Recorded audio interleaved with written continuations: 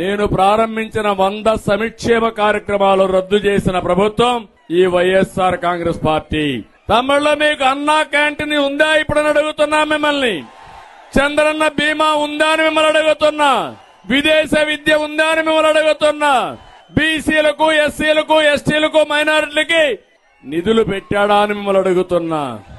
ఏది లేకుండా మిమ్మల్ని అందరినీ కూడా ఇబ్బంది పెట్టే పరిస్థితికి వచ్చాడు. సమాజంలో ప్రతి ఒక్కరూ బాధితులే, అందులో నేను కూడా బాధితుణ్ణి.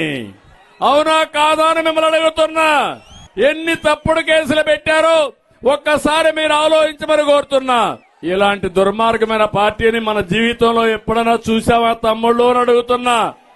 అందుకే నేను అంటున్నా, జగన్మోహన్ రెడ్డిని ఓడించడానికి జనం ఊరూరు సిద్ధంగా ఉన్నారు.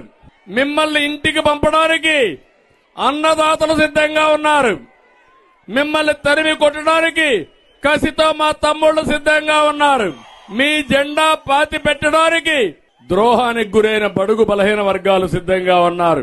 నీ అధికార అహంకారాన్ని దించడానికి ప్రభుత్వ ఉద్యోగులు కూడా సిద్ధంగా ఉన్నారు. రేపు ఎన్నికలైన తర్వాత మీ వాళ్లే నీ జెండా పీకేయడానికి కూడా సిద్ధంగా ఉన్నారు వైఎస్ఆర్ కాంగ్రెస్ వాళ్లే.